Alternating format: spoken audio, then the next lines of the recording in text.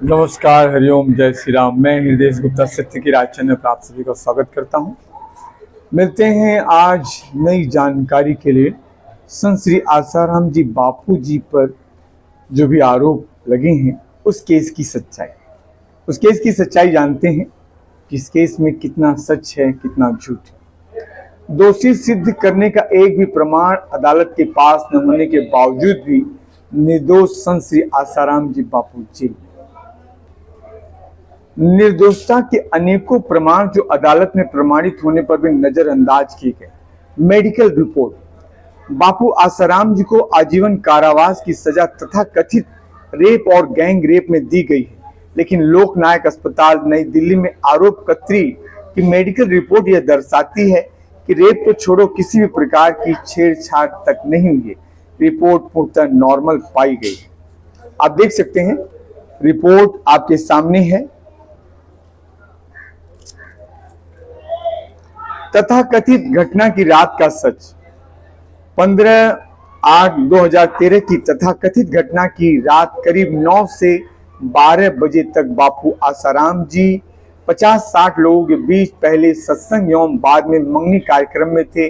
वहां उपस्थित व्यक्तियों की कोर्ट में हुई गवाही एवं उस समय के फोटोग्राफ इस बात की पुष्टि करते हैं। इस पुख्ता सबूत के विरुद्ध लड़की और उसके माता पिता के बयानों के अलावा सरकार के पास कोई साक्ष्य एविडेंस नहीं है।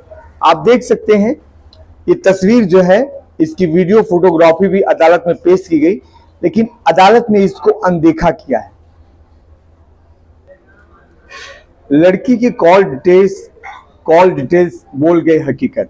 15 अगस्त 2013 की रात लड़की तथाकथित घटना का समय बताती है 10, 10:30 से 12 तक का, लेकिन लड़की से संबंधित कॉल डिटेल्स जो कोर्ट में साबित हैं वे दर्शाते हैं कि लड़की उस समय फोन पर किसी संदिग्ध व्यक्ति के साथ संपर्क में थी, अर्थात लड़की तथाकथित घटना के स्थान पर थी ही नहीं। वह तो अपने परिजनों के साथ थी, वह फोन पर बात तथा मैसेज करने में व्यस्त थी। कोर्ट ने जजमेंट के पैरा नंबर 339 में यह बात स्वीकार भी की है। आप देख सकते हैं, कॉल डिटेल्स यहाँ दिया गया है पूरा। लड़की जब वो उस समय जिस समय की वो घटना बताती है उस समय कॉल पर बिजी थी, मैसेज पर बिजी थी, उसकी तथाकथित ये सारी जानकारी। इनमें इन्वेस्टिगेशन तथा एजेंसी ने छुपाए निर्दोषिता के सबूत।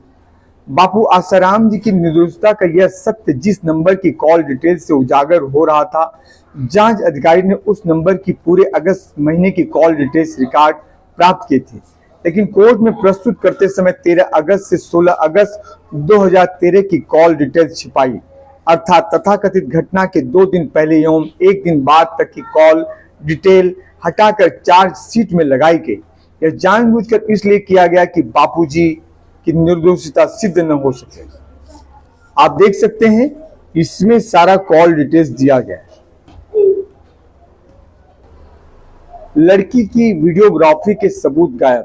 दिल्ली में एफआईआर लिखते समय लड़की की वीडियोग्राफी की गई थी, लेकिन यह कोर्ट के रिकॉर्ड पर नहीं है।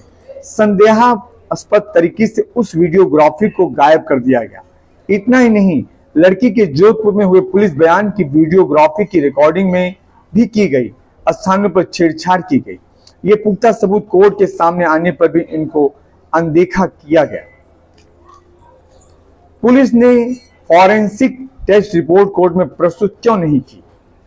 जब लड़की की तथाकथित घटना कुटिया में उपस्थिति सिद्ध करने के लिए कोई सबूत एवं गवाह नहीं था, तब इन्वेस्टिगेशन एजेंसी को फुटप्रिंट या फिंगरप्रिंट जैसे फॉरेंसिक टेस्ट रिपोर्ट्स कोर्ट में प्रस्तुत करना अनिवार्य था, लेकिन ऐसी कोई रिपोर्ट पुलिस द्वारा कोर्ट में प्रस्तुत नहीं की गई। स्वयं इन्वेस्टिगेशन ऑफिसर चंचल मिश्रा ने कोर्ट के सामने इस बात को स्वीकार भी किया है। लड़की बालिग फिर भी लगाया पॉक्सो। लड़की की आयु संबंधी जितने दस्तावेज कोर्ट के सामने हैं उनमें जन्म तारीख भिन्न भिन्न पाई गई है, जबकि पॉक्सो एक्ट में लड़की का आयु निर्धारण सबसे महत्वपूर्ण पहलू होता है। लेकिन बापू आसाराम जी के केस में लड़की को बालिग सिद्ध कर रहे सारे प्रमाणित दस्तावेज को नजरअंदाज करके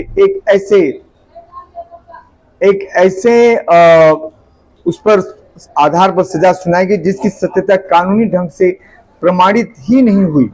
स्वयं लड़की के वकील सीआरपीसी की धारा 311 के तहत अर्जी लगाकर कहा था कि हम इसकी सत्यता कोर्ट में सिद्ध नहीं कर पाए हैं, लेकिन जजमेंट में उसी अप्रमाणित दस्तावेज के आधार पर लड़की को नाबालिग मानकर बापूजी को सजा सुनाई गई।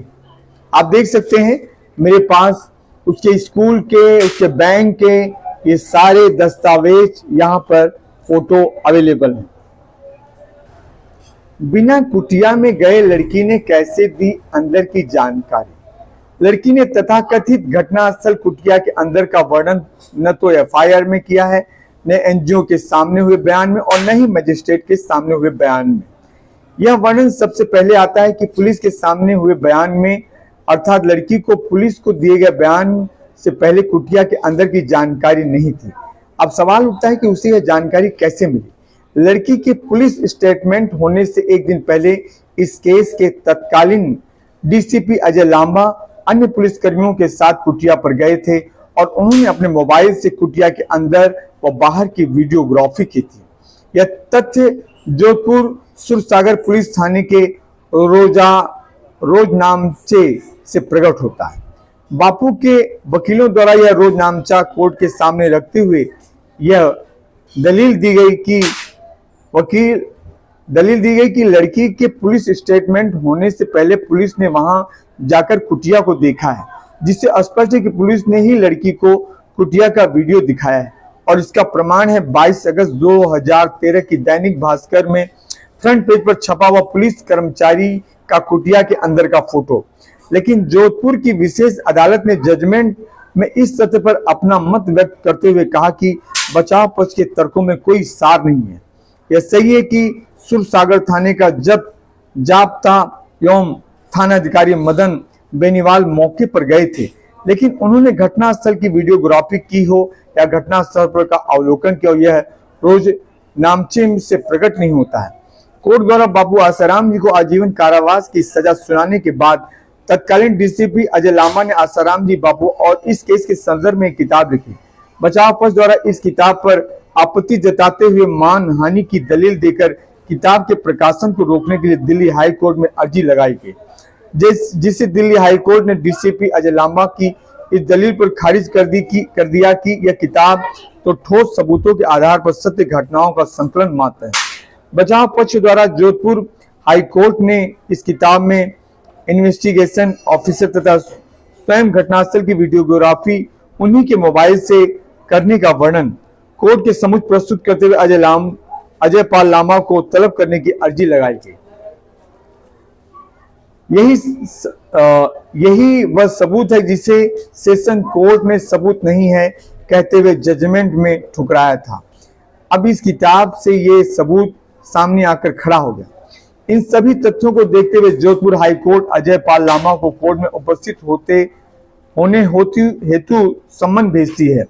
अजय पाल लांबा बीमारी व अन्य कारण बताते हुए कोर्ट में कई तारीखों पर उपस्थित नहीं होते और उसी दौरान अचानक हाई कोर्ट के खिलाफ सरकार की ओर से सुप्रीम कोर्ट में अर्जी डाली जाती है।